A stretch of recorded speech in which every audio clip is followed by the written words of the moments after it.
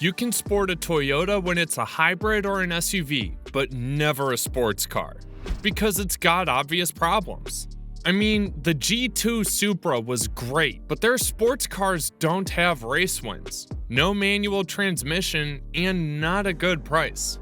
They made a bold step with the GT86 back in 2012, whose rawness and sporty look weren't exactly winning them the spotlight. But this year, Toyota has taken a bolder step in the small world of sporty coupes and secured a spot at the top. In this video, we're taking you through how the new Toyota GR86 has shocked the industry. Watch till the end and you'll see whether it's the car for you or not. Let's get started. To fully appreciate Toyota's bold move, we have to step back and remember the Toyota GT86. I mean, it started with high hopes and dreams. Toyota teamed up with Subaru to create a lightweight, rear-wheel drive sports car that would make petrol heads everywhere weak at their knees. But, as it turns out, dreams don't always come true. First off, let's talk about styling. Now, beauty is in the eye of the beholder, but let's just say that the GT86 didn't exactly turn heads on the street. It looked like a cross between a Toyota Corolla and a Subaru Impreza, and not in a good way. It was like the designers took inspiration from a potato and a toothbrush and thought, yeah, let's make a car that looks like this. It's no wonder the GT86 never quite caught on with the fashion-conscious crowd. But it wasn't just the looks that were the problem. The GT86 had other issues too. Firstly, the engine was underwhelming. With just 197 horsepower, it was about as exciting as a Monday morning meeting. The 0 to 60 time was a sluggish 7.6 seconds, which is slower than a sloth on tranquilizers. If you want to feel the wind in your hair, you'd have better luck sticking your head out of a moving car. And let's not forget about the interior. It was about as exciting as a beige wall. The seats were uncomfortable, the plastics were cheap, and the infotainment system was just about as user-friendly as a Rubik's Cube. It was like Toyota thought, who needs creature comforts when you've got a car that looks like a potato? Now, I'm not saying the GT86 was all that bad. It did handle well, and it was a reasonably affordable vehicle. But when you're up against the likes of the Mazda MX-5 and the Subaru WRX, reasonable just doesn't cut it. It's like showing up to a knife fight with a spoon. Sure, it might do the job, but it's not gonna win any prizes for style or effectiveness. With such a bad start, you'd think Toyota would call it a day in the sporty coupe sector. But no. Instead, this year, they happily launched the 2023 Toyota GT86 MK2, later renamed GR86. It was brought into line with Toyota's Gazoo Racing-derived performance sub-brand that has already backed the Supra and Yaris. And before we get into the specifics of the car, we need to get the pros and cons out of the way. According to initial reviews, the GR86 is an absolute blast to drive. It handles like a dream and makes you feel like you're on top of the world. At the same time, it comes at a reasonable price, which we'll reveal by the end of this video. It's like stealing a candy bar from a vending machine. Plus, it comes with an excellent warranty, so you can rest assured that you'll be covered if anything goes wrong. But, like in all things in life, there are some cons to consider. Firstly, the GR86 can be pretty noisy at speed. It's like having a heavy metal concert in your car. If you're looking for a quiet ride, this might not be the car for you. And let's not forget about the rear seats. They're about as crammed as a sardine can. If you're planning on taking a road trip with your friends, you might want to consider leaving them at home. But obviously, you don't plan on buying a sporty car if you have a big family anyways. So let's just leave that con out. And that's about it. That's all the issues I can think of. Now, let's move to the real shocking parts of the car. When it comes to variants, you can either go for the automatic or stick with the manual. And trust me, you want the manual.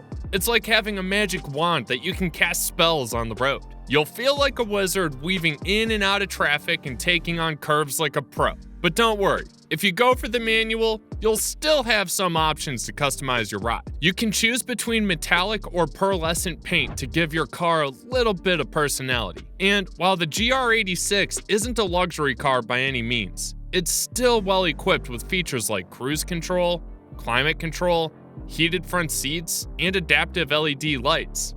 And let's not forget about the all-important Torsen limited slip differential in the rear axle. You'll be able to take corners like a pro and leave other drivers in the dust. Now, if you do decide to go for the automatic, there are a few perks. You'll get adaptive cruise control and a sensor system that gives you automatic high beams, lane departure alerts, and a pre-collision system. But there's a catch. You'll lose 0.6 seconds from your 0 to 60 mile an hour time and 6 miles an hour from your top speed. It's like giving up a slice of pizza for a salad. Sure, it might be the healthier option, but where's the fun in that? Now, let's get into the interiors. The minute you step inside the Toyota GR86, you'll be greeted with some great news. Sure, it may not feel as fancy as its rivals BMW and Audi, but it's still a major step up from the scratchy, cheap-feeling interior of the old GT86. The black plastic is still there, but it's of a much better quality now, and the straight, horizontal lines are much easier on the eyes than the weird, disjointed curves of the past. Plus, there are more splashes of red throughout the interior that give it a pop of color and make it feel more lively. And let's talk about the things you touch the most, like the switchgear, door handles, and gear lever. They all feel slick and high quality, like you're in a much more expensive car. It's like upgrading from a fast food burger to a fancy steak dinner. You'll feel like royalty every time you shift the gears. But let's get real for a moment. The back seats may not be the most spacious. Sure, you technically have 4 seats and ISOFIX child seat mountings, but fitting a big car seat back there is like trying to fit a square peg into a round hole. It's possible, but not easy. And even if you do manage to get a car seat in, there's almost no legroom. So you may have to sacrifice the comfort of your passengers in the back to enjoy the thrill of driving the GR86. Overall, the interior of the Toyota GR86 is a major improvement from its predecessor. It may not be the most luxurious, but it's comfortable, functional, and will make you feel like you're driving a much more expensive car. The second concern from the GT86 was the engine, and I'm happy to tell you that they almost fixed it. The previous model had a decent 2-liter engine, but lacked the low-end punch that would make it truly impressive. But this time around, the GR86 has gotten a bit of an upgrade. A 400cc bump in capacity and a power boost that takes it up to a peak of 231 bhp.